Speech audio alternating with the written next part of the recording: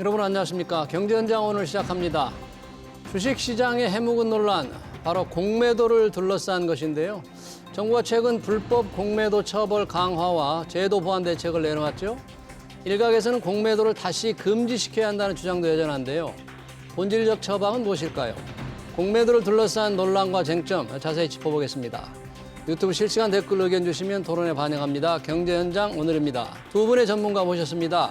김득희 금융정의연대 상임대표, 이인철 참좋은 경제연구소장 나오셨습니다. 두 분 어서 오세요. 네, 반갑습니다. 주식을 빌려서 판 다음에 떨어진 후에 갚는 공매도. 네. 갑자기 공매도가 지금 또다시 쟁점입니다. 금융위원장, 금감원장, 대검찰청, 증권거래소 관계자들 긴급회의도 하고 지금 뭐 대책을 내놓았는데, 김득희 대표님, 갑자기 공매도 논란이 된 게 왜 뭐 증권회사들의 좀 변칙적인 이상한 공매도 행태가 발견돼서 그렇습니까? 예, 한국투자증권이 이번 주 금감원에서 적발됐던 내용들이 한국투자금융. 그리고 신한금융투자 예. 또 같이 이제 밝혀졌는데 예. 삼성전자 주식을 2,500만 원 주를 3년 동안 공매도를 했는데도 불구하고 공매도를 안 한 것처럼 허위로 기재를 하다 보니까 예. 이 자본시장법 위반이 되어서 과태료를 10억을 받은 게 언론 보도로 통해서 밝혀졌는데 예. 그 전부터 소액주주들은 그리고 동학개미분들은 하시던 이야기가 우리나라 증권회사들이 외인과 비슷하게 불법적인 공매도를 한다는 의심들을 가지고 있었는데 이게 이제 밝혀지니까 사실상 진짜 계속적으로 공매도를 한 거 아니냐라는 게 이제 폭발적으로 지금 일어나게 된 거였고요. 그러니까 삼성증권 허위 그때 대량 주식 매도 사건, 그러니까 주식이 없는데도 불구하고 직원들이 주식을 팔았던 그 사건대도 아니 어떻게 불법 공매도하고 비슷한 유형 아니냐는 거하고 마찬가지로 그때도 청원을 하고 이랬는데 이번에도 이렇게 밝혀지니까 또 일반 개미들 입장에서는 주식이 3,300 코스피가 3,300에서 지금 한 2,400까지 떨어져 있으니까 이게 물론 미국 금리 오르고 여러 가지 영향도 있겠지만 공매도로 인한 영향들이 있다는 믿음들이 강하신데 여기 불법이 있었다. 이렇게 이제 확신하게 되니까 불법 공매도에 대한 논란이 되니까 공매도를 그분들은 계속적으로 폐지를 했고 저도 개인적으로 이게 뭐 기울어진 운동장을 넘어서 시세 조정까지 한다라고 생각을 하니까 폐지해야 되지 않느냐라는 의견은 가지고 있습니다. 네, 한국투자증권이 그렇게 했고, 뭐 한국투자증권만 아니죠. 뭐 신한금융투자도 신한금융투자. 역시 어떤 규정을 좀 위반해서 이런 공매도 좀 이상한 걸 한 거죠. 자, 그러면 그 한국투자증권, 신한금융투자 이런 데의 좀 잘못된 공매도인데 이게 불법 공매도라고까지 해서 확 매도를 할 만한 그런 아주 악랄한 겁니까, 이거? 그러니까 이제 이 주식 하락기에는 매번 단골 메뉴가 바로 이제 공매도 관련된 뭐 공매도를 한시적으로 좀 제한하자, 내지는 폐지하자라는 거였는데 말씀하셨던 것처럼 그런데 이제 조금 더 기름을 부은 게 이른바 시장 조성자. 시장 조성자라고 하면 매도 간 거래를 좀 원활하게 하기 위해서 이 증권사들이 주로 역할을 맡아요.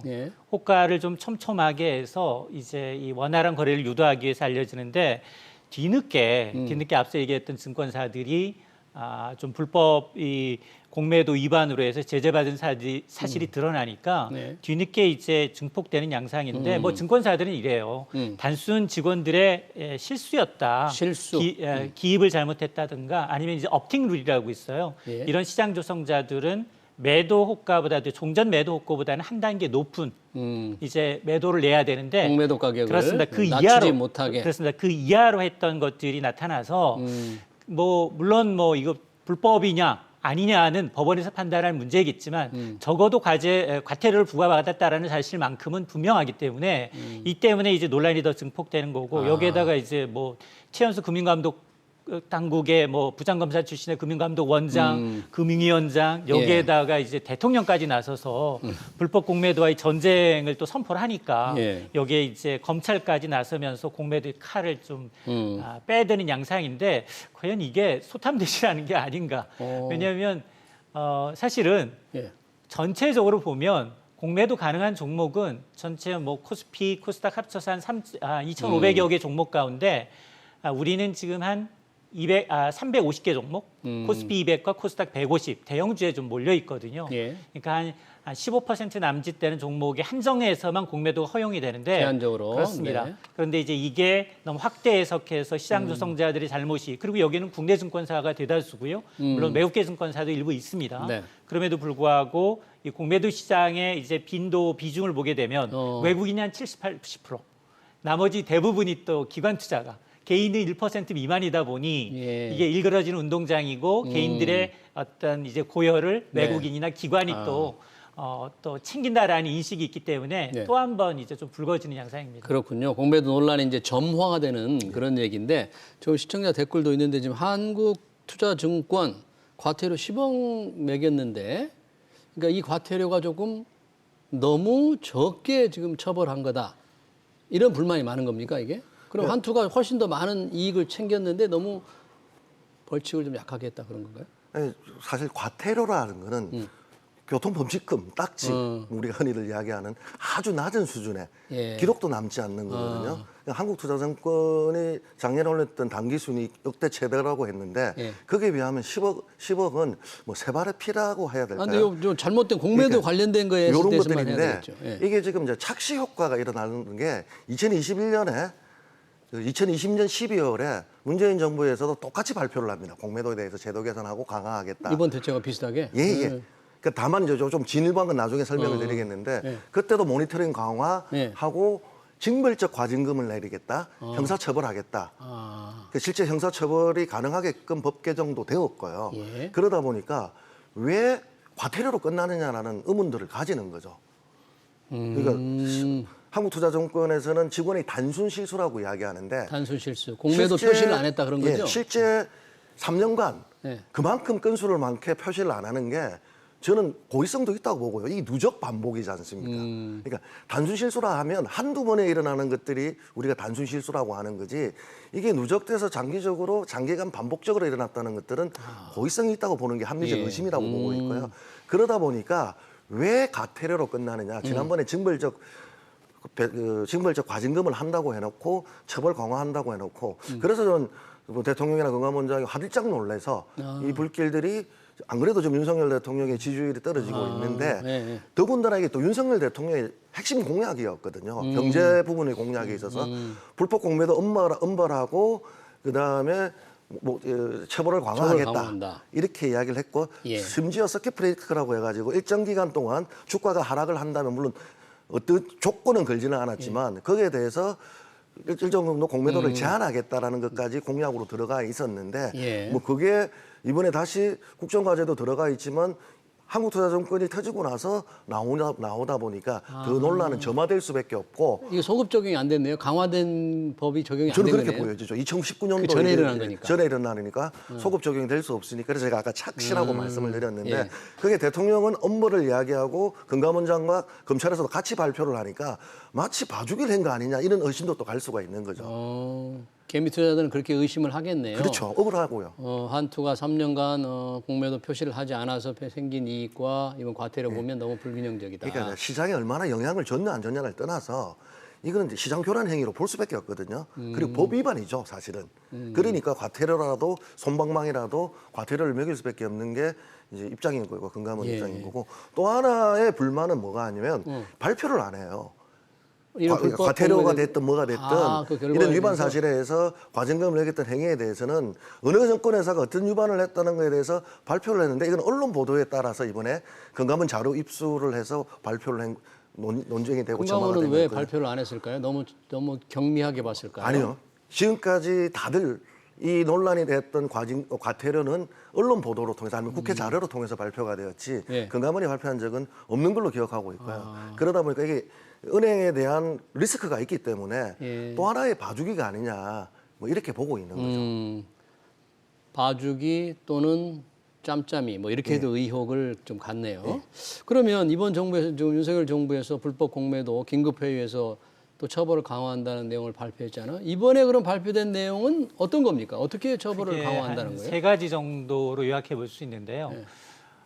사실 이제 무차입 공매도라고 해서 주식을 빌리지 않은 상황에서 먼저 공매도 한 것은 불법이거든요. 이거는 이제 자본시장법상 불법이기 때문에 이런 불법 행위에 대해서는 엄벌하겠다라는 게 하나가 있고요. 두 번째는 공매도 과열 종목 지정 제도가 있어요. 과열 종목 지정제도. 예, 공매도 비율이 이제 일정 부분을 넘거나 하락률이 너무 크다. 갑작스럽게 거래량이 증가하면서 하락했다라고 할 경우에는 하루 정도 과열을 시키는 장치가 있는데 네. 이걸 더 확대하겠다는 거고요. 또 하나가 세 번째는 지금 기울어진 운동장이라고 평가받는 것들 중에 개인 투자자들 가장 불만이 높은 게 예. 야, 공매도 하는데 현금 담보 비율이 너무 높다라는 거예요. 개인들의 경우에. 그렇습니다. 예. 100억 원 정도의 공매도 삼성전자 주식을 빌리고 싶은데 예. 현금은 140억 원을 예치해라. 담보 비율을 140%로 해놨는데 그걸 120%로 낮추겠다는 겁니다. 120%로 완화하겠다. 그렇습니다. 이제 왜냐하면 이제 주식을 빌려주는 뭐 증권 금융이라든가 각종 증권사의 경우에는 이제 자본력이 있고 신인도가 높은 외국인이나 기관 투자자들한테는 현저하게 담보 비율을 낮게 네. 책정을 하고 기간도 굉장히 널널하게 주는 편이지만 예. 개인들한테는 굉장히 신용도가 낮고 그러다 보니 굉장히 좀 강하게 규제했던 거 있는데 이걸 좀 높여서 개인들의 어떤 공매도 접근성을 좀 높이겠다라는 거예요. 예. 그럼에도 불구하고 우리가 뭐 1% 남짓 되는 개인 투자자들이 이 시장에 진입할 만한 정도의 개선이 이루어졌느냐? 그건 아니에요. 왜냐하면 외국인의 경우에는 이 비율이 한 105%? 105, 예. 개인들은 140인데. 담보 비율이 예, 그러다 보니까 120%로 낮아진다 하더라도 개인 투자자들의 불만은 여전한 거죠. 그 우선 지금 바뀐다는 게 이 담보 비율 140%를 개인의 경우에 120%로 낮추면 이른바 좀 허들을 좀 낮춘 건데요. 좀 쉽게 공매도를 할 수 있도록 담보 비율을 적게 한 건데 사실 담보 맡겨놓고 주가가 하한가 한두 번만 쳐도 120%로 낮추면은 좀 위험할 것 같은데 괜찮을까요? 오히려 공매도에 대해서 개인들이 지금 제 자료를 보면 2%까지 정도 올라와 있거든요. 2% 정도 그러면 전체 1에서 비중에서. 2 왔다 갔다 하는 이 개인들이 위에서 120%로 낮춘다 한들 3%나 4%밖에 더 들겠습니까? 이게 맨 처음에 나왔던 게 개인들은 슈퍼마켓 정도도 안 되는 동네 점포 수준의 물건만 있은 거였어요. 예. 뭘 사고 싶어도 외국가 기관들보다는 물건을 살 게 없었는데 문재인 정부에서 이거 하나 또 기울어진 운동장이라는 거 맞추겠다 해서 대차 거래를 좀 많이 좀 늘렸거든요. 그런데도 불구하고 개인들이 보기에는 저쪽에는 대형마트인데 이쪽은 어느 정도 이제 동네 슈퍼 정도 됐다고 생각을 하고 있는데 예.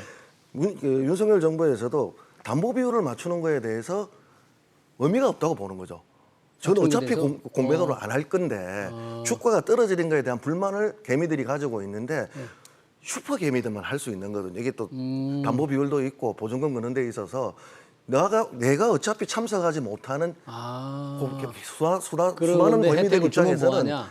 저건 해봤자 내한테 오는 게 아니고 가장 공정하게 한다면 그러면 기간을 제한해라. 기간을 외국인과 기관에 대한 상환 기한. 지금 사실상 기간 제한이 없거든요. 없습니까? 그런데 개인들은 30일 그리고 한 번 더 연장해서 90일까지 연장이 가능한데 이게 이제 윤석열 정부 들어서자마자 일반 투자자들이 소액주주들이 민원도 넣고 예. 그러니까 지금 용산 대통령 집무실에다가 경제진도 했고 하다 보니까 부담스러워서 이번에 발표할 때 어떻게 했냐면 90일이 넘는 그 기간에 대해서는 금융위원회에다가 보고하게끔 상환 기간은 현재처럼 공매도가 줄어들 거 아니냐. 쉽게 말해서 이제 위법성을 가지고 있는 공매도는 그 90일 이전에 보고하기 전에 팔 거다 이렇게 보고 있는 거죠. 그러니까 저는 좀 자꾸 거꾸로 가는 게 아니냐. 문재인 정부부터 시작해서 윤석열 정부까지. 잘못됐다 그런 얘기예요? 아니 처벌이라든가 징벌적 배상금은 저희들 동의해요. 그런데 기간을 맞춰주고 동일하게 해줘야 되는데 장기적으로 한 1년 6개월 정도도 지금 아직도 차입해서 공매도를 버티고 있는 분이 계시거든요.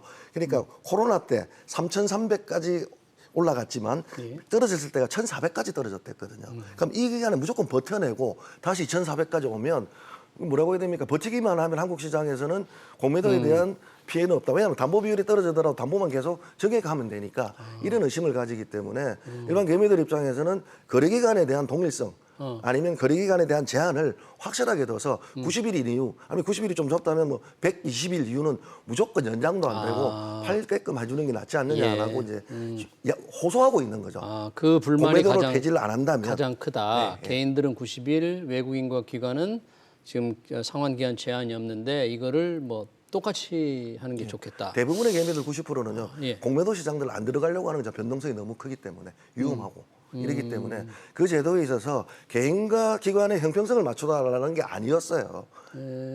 오히려 공매도가 불법 공매도가 이루어지지 않게끔 하기 위한 안전장치를 계속 요구하고 있는 건데 예.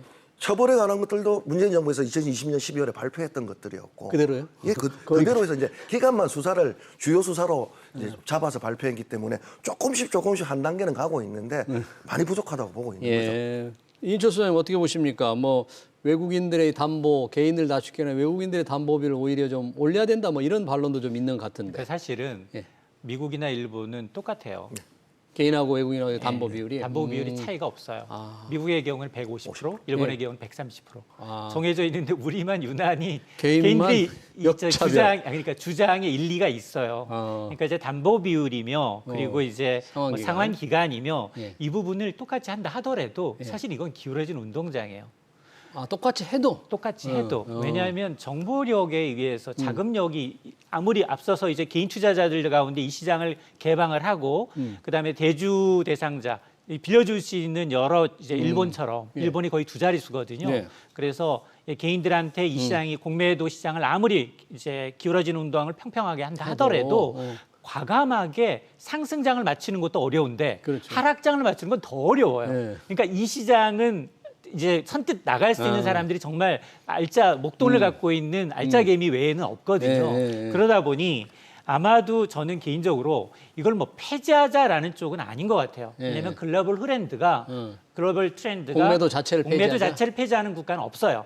예를 들어서 뭐 공산국가여서 중국처럼 A주는 내국인만 거래 뭐 이런 게 아니라면 네. 그러나 제도 개선은 충분히 밑바탕이 돼야 된다라는 건 맞고요. 네. 대신에 저는 개인 투자자들이 자금력이나 정보력 측면에서 공매도뿐 아니라 주식시장에서도 사실은 기울어진 운동장이거든요. 아니 똑같은 자금력과 정보력을 갖고 개인이 주식시장에서도 승리할 확률은 한 자릿수가 채 안 됩니다. 네. 자 그러다 보니 우리가 코스닥의 경우는 그런데 대부분이 다 개인 투자하고 있어요.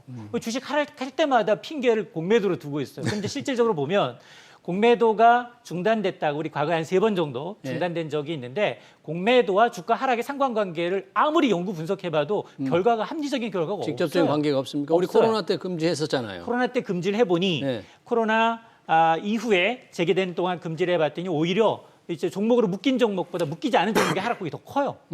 자 그러다 보니 아하 이게 아무리 제도 개선을 하고 한다 하더라도 말이 안 될 뿐더러 예. 여기 또 시장 조성자들조차도 또 이제 불법을 한 혐의가 드러나잖아요. 예. 여기에 대한 처벌이 굉장히 미흡한 거예요. 미국은 이런 처벌, 불법이 얻은 처벌의 거의 10배까지도 굉장히 징벌적으로 과세를 하는 데 반해서 우리는 전체 거래 금액 정도 수준도 안 하거든요. 자, 그러다 보니 이거를 좀 해소하지 않은 이상 매번 반복될 수밖에 없어요. 특히나 정권이 바뀔 때마다 대선 주자들이 예. 이 시장에 들어와서 공매도 폐기를 계속 얘기를 하는데 폐지는 글로벌 트렌드가 아니에요. 기왕에 말씀을 하셨으니까 좀 대선 주자들 얘기하는데 지금 이재명 더불어민주당 의원 지금도 그렇게 주장을 해요. 한시적으로 공매도를 즉각 금지해야 된다. 기왕에 우리 인철 선생님 말씀을 하셨으니까 이 부분에 대해서는 그러면 어떻게 이 이재명 의원의 주장은 어떻게 평가할 수 있을까요? 윤석열 대통령 공약과 일맥상통한 거죠. 서킷 브레이크가 이런 공약으로 내온 것처럼 지금 3,300에서 2,400까지 떨어지니까 개미들이 아우성을 치니까 그쪽 정치인들 입장에서 이제 반론을 하신 거였고 표가 된다고 생각하신 거였고 이게 표가 될까요? 아니 제일 지금 내 재산을 잃은 분들 예. 공매도 때문에 피해를 입고 있다고 생각하시는 분들 입장에서는 예. 이 공매도가 폐지나 거래 정지가 되는 것들이 가장 지금 원하고 있는 거죠. 지금 실질적으로. 그래서 정부가 예. 문재인 정부 때도 이걸 전면 개정을 못했어요. 전면으로. 네. 지금 현재 그런 거죠. 1,500, 150, 200으로 묶어서 부분 공매도를 갖다가 재개를 했던 것들이었는데 그게 총선에 걸려 있었거든요. 그러니까 국민의힘도 그다지 반대를 안 했던 것들이었던 게 이 숫자가 어마어마한 거고 결집력이 제가 보기에는 댓글 달리는 게 있어가지고 가장 많은 응집력을 가지고 계신 분들이 일반 개미인데 그거는 뭐냐면 자기 재산상 손실이 너무 크다고 생각을 그러니까 하기 때문에 누군가의 공매도 때문에 일어나기 때문에 결집력 응집력이 큰데 저는 그 마음 충분히 이해가 된다고 생각합니다. 그래서 그분들이 주장하는 게 원천적으로 공매도가 안 일어나게끔 전산적으로 금지하게끔 전산을 해달라는 거죠. 지금도 팩스나 메일이나 구두로 전화로 예. 공매도를 하게 있거든요. 거기 속에서 이게 우리가 오늘 결제를 하게 되면 이틀이라는 시간이 있습니다. 그래서 오늘 빌리지도 않고 나중에 갚는다고 해서 이 이틀 안에 갚으면 된다고 생각을 해서 하는 게 이게 무차입 무차입 공매도의 공매도. 불법 공매도의 유형 중에 하나인데 그게 1시간 차이도 있고 날짜도 한 달 하루 차이도 있고 이틀 차이도 있거든요. 예. 이걸 전산에서 무조건 입력하고 나서 예. 거래를 할 수 있도록 해달라 이건 거고 그게 이제 금융위원회에서도 전산 검토를 했는데도 불구하고 비용이 많이 든다고 해서 전산으로 하는 게 비용이 많이 들어서. 예, 지금 전면적으로 도입하기에는 비용이 많이 든다고 해서 그때 2020년 12월에 발표한 게 모니터링 강화였거든요. 이번에 발표한 거하고 또 일맥상통하죠. 인원수를 늘리면서 예. 모니터링을 강화하고 적발하겠다라는 것들이었는데 그럼 2년 동안 뭐 했느냐는 거죠. 그러니까요. 그러니까 차라리 전산을 도입을 해가지고 원천적으로 예. 못 가게 하든가 아니면 시그널 넘버로 해가지고 보험 청약서처럼 계약 번호를 딱 정해가지고 출력 이후에 예. 거기에서 공매도가 그러니까 빌린 것들이 확인되고 나서 입력을 하게 되는데 지금은 그런 절차가 없으니까 입력하는 순간에 무차입 공매도를 하고 그냥 허위 입력을 하는 거예요. 그리고 걸리고 났을 때는 직원의 단순 실수였다 이렇게 이야기하는 거죠. 예. 근데 회사에서 매도와 매수를 잘못했을 때 단순 그 실수를 했을 때 회사에서는 징계까지 하고 제재까지 하는데 지금은 과태료로 끝나버리니까 일반 개미들 입장에서 동의할 수 없는 거죠. 예. 이 한국투자증권, 신한금융투자 같은 경우에 이제 둘 회사 다 직원들의 단순 실수라고 주장을 하는데요. 실제로 주가를 조작하기 위한 제대로 된 정말로 이게 불법 공매도가 적발된 적은 좀 별로 또 들어보지 못한 것 같아요. 맞습니다. 불법 공매도가 늘었다고 자꾸 그러는데 정말 악의적인 불법 공매도가 있느냐? 맞습니다. 이제 공매도 불법 공매도 적발 건수를 보면 올해 한 80건, 1년에 예. 지난해 56건이에요. 예. 하루에 거래 대금이 10조 원 넘어갈 때가 많은데 예. 이 거래도 사실은 물론 거래 파악 안 된 것도 있을 수 있습니다. 그럼에도 불구하고 지금 이렇게 불법으로 이제 적발될 때도 당국은 공매도 위반 동기를 세 가지로 분류를 해요. 예. 하나는 과실이 있는지, 과실. 중과실이 있는지, 고의가 있는지. 고의가 제일 중요하거든요. 예.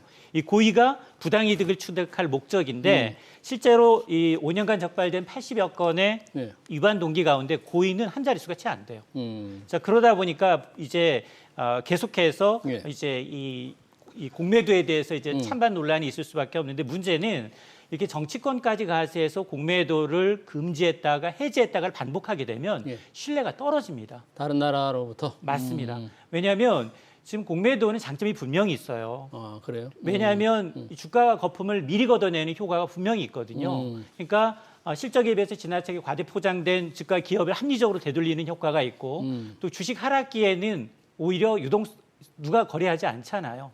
유동성을 오히려 제공하는 이제 기능이 있기 때문에 외국에서 이 제도를 합리적인 수준으로 개편을 하지 이걸 없앤다고 얘기하지는 않거든요. 우리가 뭐 수능 시험 때문에 극단적 선택을 한다고 수능 시험 제도 자체를 없애지 않잖아요. 예. 자, 그런 것과 마찬가지로 지금 한시적으로 공매도를 금지하고 제한하고 이거는 정치적 논리에서 이제 굉장히 유리하게 개인 예. 투자자들한테는 혹할 수는 있겠으나 지금 우리는 뭐 주가 5천 얘기하고 예. 좀 있으면 MSCI 선진지수 편입하겠다고 계속 노력하면서 우리 혼자만 계속해서 전혀 동떨어진 이제 금융시장을 굉장히 방어한다면 내국인에 의한 시장으로 전락할 수밖에 없는 상황입니다. 지금 공매도를 이렇게 지금 제한적으로 허용돼 있는데 이게 부분 금지, 부분 허용인데 이런 상태로는 MSCI 선진국 지수 편입이 불가능한 겁니까? 이거 얼마 전에 결정했는데 안 되는 걸로 지금 나왔기 요것 때문에, 때문에 요것도 큰 이유 중에 근데 하나죠. 딱 공매도가 전체를 차지했다. 그거는 저는 안 보이거든요. 그때 발표했던 내용들을 보면 물론 공매도도 있었지만 내용이 그 다른 이유도 있기 때문에 저는 이게 공매도를 재개할 때 꼭 국가 선진지수 NSA 이걸만 절대적으로 가치로 가느냐 그거 없이도 지금까지 우리는 버텨왔거든요. 예. 그렇기 때문에 그걸 압박해서 공매도를 하는 것에 대해서 일반 개미들이 동의를 못하는 거죠. 그런데 저는 선생님 원장님 말씀처럼 서킷 브레이크라 해가지고 일정 시기에 있지 않습니까? 예. 확 빠질 때 그때는 좀 제한을 두는 것들은 저는 급락할 때. 좋다고 생각하는 게 예. 우리가 코로나가 왔을 때 전면 금지에 들어갔던 시기가 주가 떨어졌던 시기를 보면 너무 늦었어요. 그리고 그 기간 안에 외국인들이 90% 이상의 공매도를 다 들어왔거든요. 그러니까 저는 뭐 단순히 그러니까 계산이 안 되지만 그냥 수치로 보더라도 외국인들이 얻었던 수익들은 어마어마할 거라고 보여지는 게 있고 그때 반대 매매로 주가가 떨어지니까 신용으로 들어가셨던 일반 개미들은 반대 매매를 많이 당하셨거든요. 자고 일어나면 한가고 떨어지다 보니까 우리가 시장이 많이 빠지니까 그럴 때 일정 정도 이상이 떨어졌을 때 아니면 충격이 있었을 일시적으로는 때 일시적으로 정지시킬 수 있는 뭐 그런 제도까지는 저는 제도적으로 도입이 필요하지 않겠느냐는 거로 이제 저희들이 제도 개선할 때 이야기는 하는데 그게 윤석열 대통령의 공약이었기 때문에 저는 찬성하는 거죠. 아, 그런 공약에 대해서 지금 정책으로 아직은 반영은 아직은 안 된 거죠? 이번에 발표할 때는 뭐 안 하셨죠. 안 들어갔죠? 네. 네. 이번에 발표할 때는. 아, 그게 이제 공매도 금지와 조금 좀 근접하는 제도라 이래서 그거는 그 검증한 건 아니고요. 시장의 과열을 좀 시키는 정도. 시키는 정도. 예, 5분 내지 10분 정도 거래를 중지시켜서 그 종목을 좀 과열을 시키는 정도이고 그건 우리도 지금 있잖아요. 한 종목이 뭐 주가 상하한 폭이 30%라 그렇죠. 하더라도 갑자기 대형주가 너무 많이 빠지게 되면 그 과열 제도가 주식 시장에도 있기 때문에 공매도에도 적용하자라는 의견이 충분히 뭐 개연성이 있고 합리적인 어떤 시장을 자연스럽게 통제할 수 있는 수단이라는 생각이 듭니다. 지금 현재는 코스피 200 종목, 코스닥 150 종목이 작년 5월부터 제한적으로 허용돼 있잖아요. 네. 그러면 그 이후에 공매도가 가능한 종목과 가능하지 않은 종목의 뭐 주가 상승률이랄까 비교해 보면 혹시 있어요. 올해 11월까지 지난 이제 코스피 200 지수가 한 21% 떨어졌어요. 예? 같은 기간 코스피 200 지수 제외한 나머지 종목은 더 떨어졌습니다. 25% 떨어졌어요. 그러니까 상관관계를 정확하게 얘기하기가 좀 어려워요. 예. 왜냐하면 그 사이에 미국의 자이언트 스텝이라는 미국 네. 경기 침체라는 예. 굉장히 큰 대형 악재가 있었는데 예. 그걸 빌미로 했는데 공매도 때문에 떨어졌다라고 또 이 주 계획이 전도되는 분석이 있을 수는 있겠으나 그러나 전반적으로 봤을 때 그런 위기 상황에서 공매도를 금지한 국가, 제한적으로 금지한 국가는 인도네시아와 한국이 유일하고요. 두 나라가. 이번 사이에서도 이 사이에서도 일본, 미국, 영국 대부분 공매도에 손대지 않았습니다. 그러면 그런 나라의 경우에 우리 전체 주식 거래량 중에서 공매도가 차지하는 비중이 상대적으로 그런 나라 좀 많겠네요. 우리보다 훨씬. 네, 많죠. 전체적으로 공매도가 좀 활성화되어 있는 거잖아요. 활성화되어 있죠. 예. 그 대신 우리나라 같은 경우에 없는 제도들, 프랑스 같은 경우는 10배를 쳐가고 미국은 20년 이상의 중형을 때리고 뭐 불법 공매도에 대해서. 예. 그다음에 저기는 징벌적 손해배상제가 도입돼 있거든요. 예. 그러니까 당국이 봐주더라도 징벌적 과징금을 봐준다 하더라도 주주들이 지금 우리는 집단소송제는 주식에는 도입돼 있기 때문에 예. 징벌적 손해배상제만 도입을 된다면 같이 할 수 있기 때문에 미국에서는 잘못 걸렸다가는 처벌과 징벌적 손해배상제에 대해서 재산이 회사가 어려워질 수 있다, 파산도 할 수 있다 이렇기 예. 때문에 불법 공매도에서 그렇다 없는 건 아니에요. 거기도 마찬가지로. 예. 그 대신 확실히 예방적 효과는 좀 있지 않나 이렇게 보여지는데 예. 그래서 저희들은 그럼 미국식으로 우리도 그러니까 징벌적 손해배상 제도를 도입을 하든가 손해배상 제도를 도입해서. 지금 말로만 엄벌인데 사실은 이 엄벌의 수준들이 1년에서 2년이거든요. 미국은 20년 이상을 형을 때리는데 이번에 우리가 오티머스가 겨우 이제 40년 나왔습니다. 40년 미국은 그렇죠. 100년에서 200년 나오는데 경제사범은 경제적 살인이라고 보거든요. 저는. 그러니까 좀 형량들이 더 늘어가는 법원도 좀 바뀌어서 초범이라고 봐주는 것들이 아니라 더 늘어가야 되는데 과태료로 끝날 것들이 아니라 좀 더 미국식, 영국식, 그러니까 프랑스식, 유럽식으로 우리나라도 좀 더 투명하게 가자 하면 개미들도 동의하지 않을까 저는 그렇게 생각합니다. 단순히 뭐 공매도 금지를 요청하는 게 아니고 제대로 부당이익을 뭐 제대로 환수한다든지 제대로 처벌을 강화해야 된다는데 지금 말만 지난해와 똑같은 문재인 정부에서 했던 거와 똑같은 제도를 지금 조금씩 추가는 되죠. 약간만 추가한 정도지 좀 거의 큰 차이가 없는데 어떤 해결책 지금 시점에서 공매도에 관련한 많은 논란을 좀 종지부를 찍고 개미 투자자들의 조금 이해를 구할 수 있는 방법은 뭘까요? 맞아요. 그러니까 너무 지금 그 개인들이 이제 정치 세력화돼서 선거 때마다 이런 불만의 목소리를 내놓으면 자세한 근거 자료를 가지고 미국은 사실 무차익 공매도도 허용하는 나라거든요.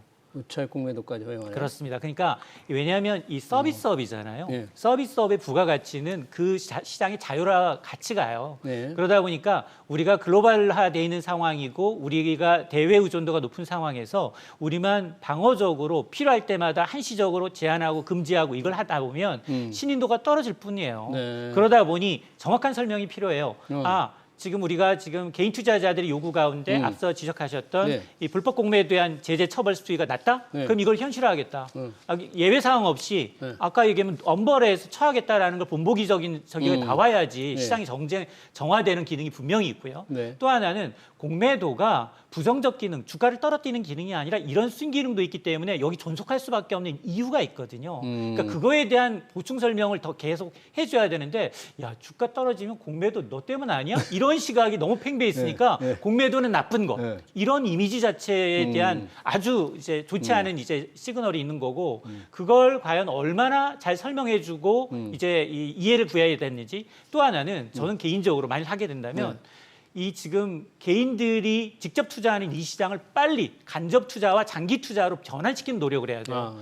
미국하고 일본의 경우는 간접 투자 시장이에요. 대부분. 우리는 근데 직접 투자 시장이 많아요. 거기에다가 하루에도 굉장히 단타 매매하시는 분들이 많기 때문에 정말 외국인들의 매수 매도에 대해서 민감할 수밖에 없거든요. 알겠습니다. 그러니 우리 뭐 ISA 계좌처럼 절세 상품을 만들어서 개인들이 단타가 아닌 단기 매매가 아닌 직접 투자가 아닌 간접 투자하면서 장기 투자할 수 있는 이런 이제 중장기적인 어떤 투자 문화를 만들어야 되는데 주식에서 반드시 오늘 성공해야 되겠다. 여기서 30% 먹고 안 나오면 다음 선물 시장 가고 뭐 이런 이제 이 굉장히 리스크한 이런 투자 마인드를 좀 바꾸는 것도 좀 필요하다고 봅니다. 네, 아까 김등희 대표님 말씀하신 저희 시청자 댓글 중에 그런 게 많네요. 기관의 공매도 상환 기한을 설정하고 대차의 경우에 전수하나를 반드시 해라. 아까 전수하나 비용 들어가서 안 한다고 그랬잖아요. 천문학적 비용이 든다라고 이야기를 했는데 저는 이게 이제 신뢰의 문제거든요. 이번에도 정권사들이 이렇게 한토를 비롯해서 나왔기 때문에 분담금을 내려서라도 전산망은 저는 어느 정도 구축돼 있고 거래소에 있기 때문에 정권사들이 조금 분담을 해서라도 좀 공정한 룰이 도입됐다는 것들을 시장에 신뢰를 주는 게 좋지 않겠냐, 저는 그렇게 보여지죠. 알겠습니다. 공매도 논란 현황과 대책 토론 여기서 마치겠습니다. 지금까지 김등희 금융정의연대 상임 대표, 이인철 참정경제연구소장이었습니다. 고맙습니다.